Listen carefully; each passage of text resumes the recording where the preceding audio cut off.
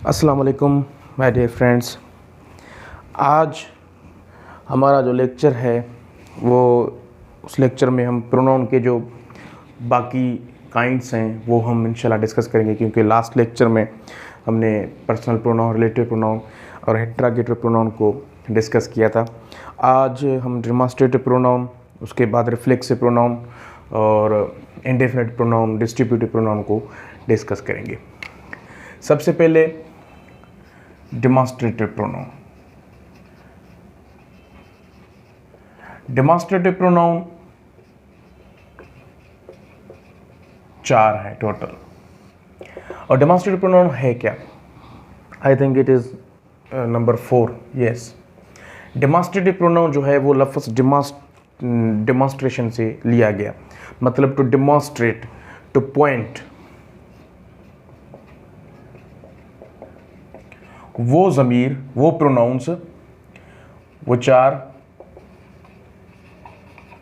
used to point at some specific person or thing। क्योंकि demonstrative pronoun जो हैं this,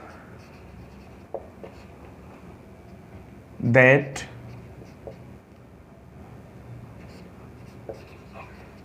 these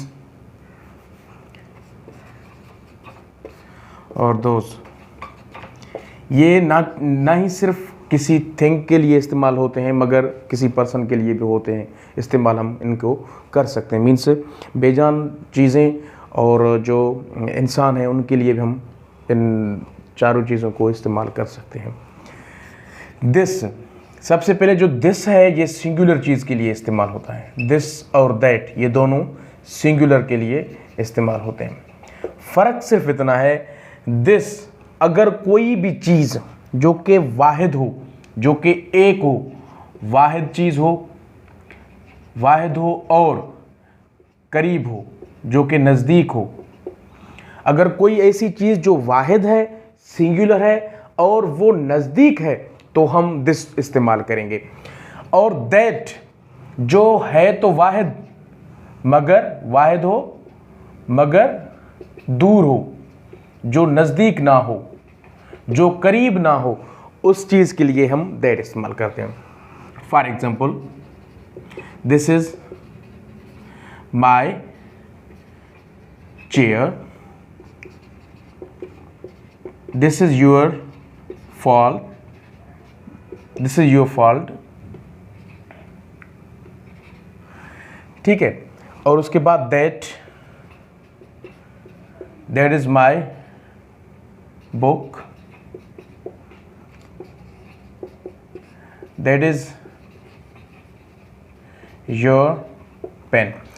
अब this is my chair, अगर यहां पे एक चेयर हो जो मेरे हाथ के करीब हो बिल्कुल, तो मैं कहूंगा this is my chair. For example, this is my marker. और उसके बाद अगर मैं कहूँ this is my mobile, this is my board, this is my house, so because it is near to me, वो चीज़ जो मेरे नज़दीक हो उसे हम वहाँ पे हम दिस लगाएंगे और जो सिंगुलर भी हो। उसके बाद अगर कोई चीज़ जो कि मेरे हाथ से दूर हो, जो मेरे पहुँच से दूर हो, जो मेरे हाथ से दूर हो या पहुँच से दूर हो और है भी सिंगुलर, तो वहाँ पे हम दैट लगाएंगे।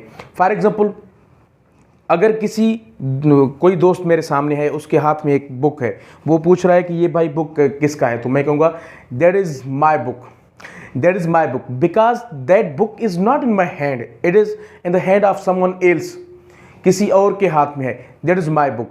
That was your mistake because it was past, now the time has passed away, जो वक्त है वो गुजर चुका है, वो हमारे हाथों से दूर है। अगर हाथ से कोई चीज़ दूर हो तो उसके लिए भी हम दैट लगाएंगे। उसके बाद अगर कोई चीज़ है तो नज़दीक मगर प्लूरल है, दीज और दोज ये दोनों प्लूरल के लिए इस्तेमाल होते हैं। दीज और दोज ये प्लूरल, जो प्लूरल चीज़ें हो या प्लूरल शख्स हो, एक से ज़्यादा कोई चीज़ हो या कोई शख्स हो, तो वहाँ पे हम दीज और दोज लगाएंगे। दीज जो चीज़ करीब हो, जमा हो, दोज मतलब दूर हो, जो चीज़ दूर हो, और जमा हो, एक से ज़्यादा। For example, these books are mine, these books are mine, these chairs are broken, these people are waiting for the bus, those days cannot be forgotten, वो दिन भूले नहीं जा सकते। दोज डेज मीन्स पास्ट, ठीक है। Those friends were very funny. तो मतलब एक से अगर ज़्यादा चीज़ें हो तो वहाँ पे हम दीज या दोज लगाएंगे, और उसके बाद हम इस चीज़ को देखेंगे कि अगर वो चीज़ें करीब हैं तो हम दीज लगाएंगे, अगर वो चीज़ें दूर हैं, करीब नहीं हैं, तो वहाँ पे हम दोज लगाएंगे। अगर कोई भी एक चीज़ है जो कि वाहिद है और करीब है तो हम वहाँ पे दिस लगाएंगे, अगर कोई भी एक चीज़ है मगर वो दूर है तो वहाँ पे हम दैट लगाएंगे। So this was all about the demonstrative pronoun. उसके बाद जो प्रोनाउन है उसको हम डिस्कस करेंगे, और वो प्रोनाउन है इंडेफिनिट प्रोनाउंस। कुछ चीज़ें ऐसी होती हैं जो कि डेफिनेट होते हैं, कुछ चीज़ें ऐसी होती हैं जो कि इंडेफिनेट होते हैं, मीन्स अननोन होते हैं। आज हम पढ़ेंगे इंडेफिनेट प्रोनाउन के मुतालिक। अब इंडेफिनेट प्रोनाउन,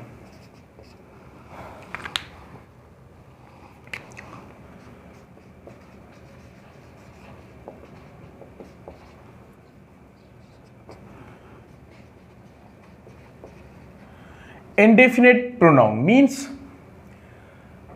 वो चीज़ें जो कि इस्तेमाल हों यूज्ड इन स्टेड ऑफ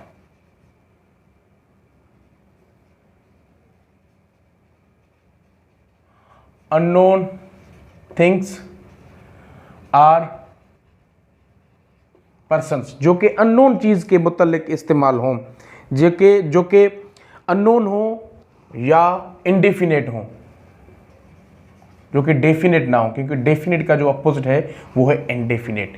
किसी इंडेफिनेट, किसी अननोन थिंग या पर्सन के मुतालिक जो भी प्रोनाउंस यूज हों उनको हम इंडेफिनेट प्रोनाउन कहते हैं। फॉर एग्जांपल, somebody, someone, और उसके बाद जो है वो है समथिंग।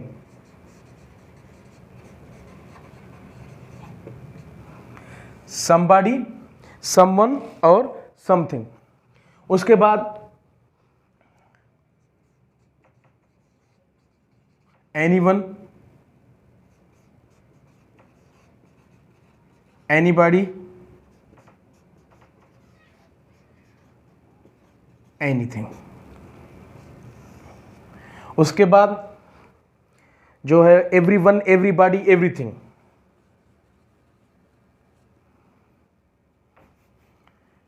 पहले हम इनको डिस्कस करते हैं। somebody, someone और something, ये जो सेंटेंस हैं इनमें कोई डिफरेंस नहीं है, मगर इसकी जो यूजेज है, यूजेज में डिफरेंस है। अब जो somebody, someone और something हैं, these are used for the positive sentences। Positive sentence के लिए हम इस्तेमाल करते हैं, और anybody, anyone, anything इनको हम नेगेटिव के लिए इस्तेमाल करते हैं और इंट्रोगेटिव सेंटेंस में भी इस्तेमाल करते हैं। अब इंडेफिनिट प्रोनाउन हैं कैसे, हम क्यों इन्हें इंडेफिनिट प्रोनाउन कहते हैं? फॉर एग्जाम्पल, अगर मुझे कोई रॉन्ग नंबर से मिस कॉल्स जो है वो आ रही हैं बार बार, तो मैं कहूँगा कि someone is miss calling me, someone is miscalling me again and again because I don't know the name of that person. That person's number is not saved in my phone book. So I would say that somebody is calling me again and again. उसके बाद अगर मैं ये कहूँ कि I saw somebody walking along the road, I saw somebody walking along the road means the person who was walking along the road is unknown to me, I don't know about this person.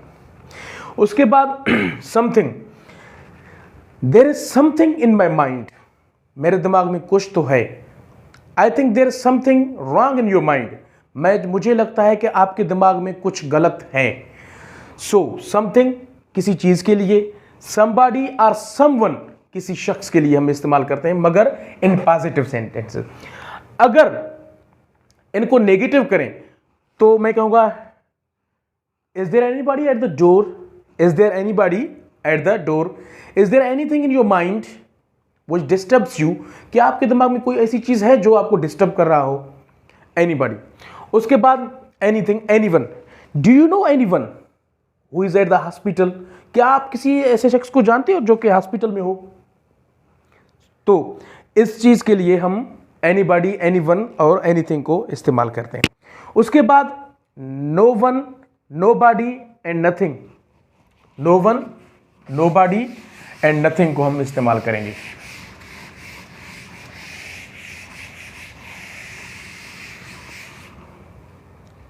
No one, nobody, nothing, ये भी indefinite pronoun है।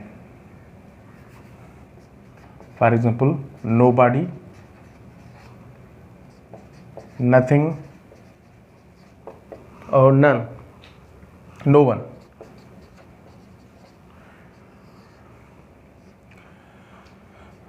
Nobody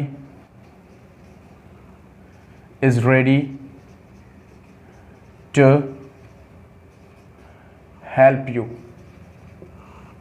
ये negative के लिए। ये जो nobody, nothing और none है ये हमेशा नेगेटिव सेंस ही देते हैं, नेगेटिव सेंस। उसके बाद nothing is my pocket, no one, I saw no one in the office, or no one wants to attend the party, yeah, there is nothing for the lunch. तो ये जो nobody, nothing और none है ये negative sense देते हैं। For example nobody is ready to help you, आपकी मदद करने के लिए कोई भी तैयार नहीं है। Nothing is in my pocket, मेरे पॉकेट में कुछ भी नहीं है। I saw no one in the office, मैंने ऑफिस में किसी को नहीं देखा। उसके बाद no one wants to attend the party, कोई भी पार्टी में जाना नहीं चाहता। There is nothing for the lunch, lunch के लिए कुछ भी नहीं है। So means these things are indefinite pronouns. ठीक है, nobody, I did not name somebody, nothing, I did not name something, I saw no one. तो मतलब इन चीज़ों में जो इंडेफिनिट प्रोनाउंस में किसी चीज़ के जो स्पेसिफिक थिंग है उसके नाम हम नहीं जानते, वो अननोन है, वो इंडेफिनिट हैं, तो वहाँ पे हम इंडेफिनिट प्रोनाउन इस्तेमाल करेंगे। आगे चलते हैं। अब हम डिस्ट्रीब्यूटिव प्रोनाउन पढ़ेंगे कि डिस्ट्रीब्यूटिव प्रोनाउन है क्या। डिस्ट्रीब्यूटिव प्रोनाउन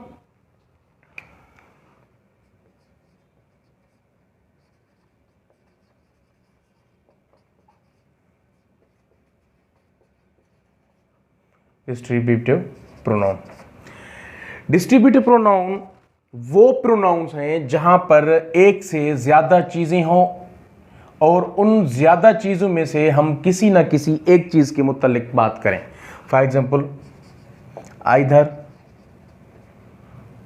नाइदर, और उसके बाद जो है ईच। आइदर दो चीज़ के लिए इस्तेमाल होता है जो कि पॉजिटिव सेंटेंस में। नाइदर ये भी दो या दो से ज़्यादा, सॉरी आइदर भी दो या दो से ज़्यादा और नाइदर भी दो या दो से ज़्यादा, मगर ये पॉजिटिव और ये नेगेटिव। और उसके बाद each, either of you can go to the picnic. Either of you means आप में से कोई एक, आप में से कोई एक। उसके बाद neither of them wants to purchase new books. उनमें से, देम मतलब एक से ज्यादा है, मगर नाइदर ऑफ देम मीन्स उनमें से कोई भी नहीं चाहता कोई न्यू बुक खरीदने को। उसके बाद each boy was busy in doing his work. Each boy मतलब हर एक की मैं बात कर रहा हूं। Each of the teachers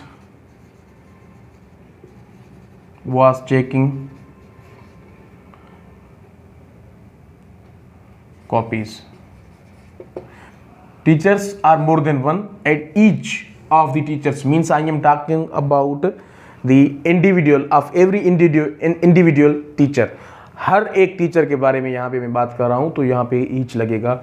so यही है डिस्ट्रीब्यूटिव प्रोनाउन। उसके बाद जो लास्ट वन है वो बहुत ही इजी है, जो कि रिफ्लेक्सिव प्रोनाउन है, जो कि किसी भी जुमले में सब्जेक्ट की अक्कासी को ज़ाहिर करता है, उसकी अक्स को ज़ाहिर करता है। मतलब उस सेंटेंस में इस चीज़ को एम्फेसाइज कर रहा है कि ये चीज़ मैंने खुद किया, सब्जेक्ट के काम को एम्फेसाइज कर रहा है, सब्जेक्ट को के काम को। फॉर एग्जांपल रिफ्लेक्सिव प्रोनाउन,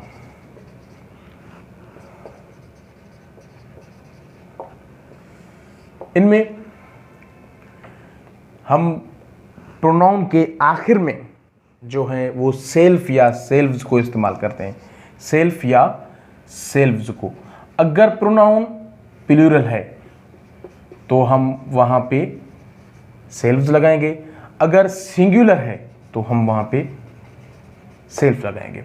जैसे हमने फर्स्ट पर्सन प्रोनाउन पढ़े थे, personal pronoun, I, we, you, he, she, it, they, तो इनके जो पॉजिटिव केस थे, इनकी पॉजिटिव केस के आखिर में हम वहाँ पे अगर सेल्फ या सेल्व्स लगाएंगे तो वो प्रोनाउन रिफ्लेक्सिव प्रोनाउन बन जाएगा।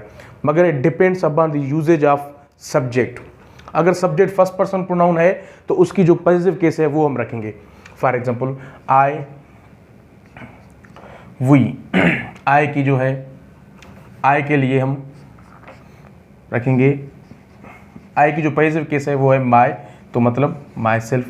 वी की जो पॉजिटिव केस है वो है अवर, मतलब वी जो है प्लूरल है तो हम यहाँ पे रखेंगे, sorry, we ourselves, we ourselves. उसके बाद दे, देम सेल्व्स, दे जो है वो देम सेल्व्स। उसके बाद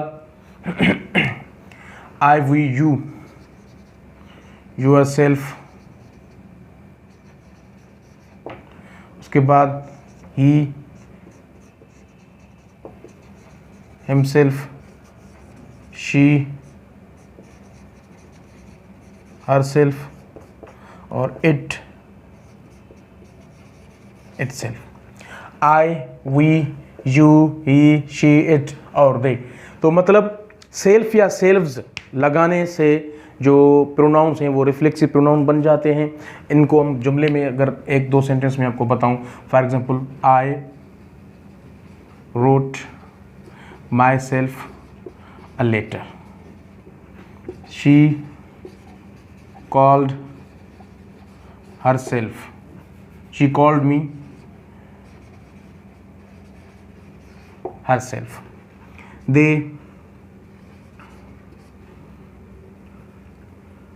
they purchased a new mobile themselves। तो मतलब ये रिफ्लेक्सिव प्रोनाउन है। अगर यहाँ पे आई है तो यहाँ पे माई सेल्फ लगेगा, आई का पैसिव केस। अगर यहाँ पे शी है तो हर सेल्फ लगेगा, अगर यहाँ पे दे है तो देम सेल्फ लगेगा। मतलब these reflexive pronouns depend upon the subject of the sentence।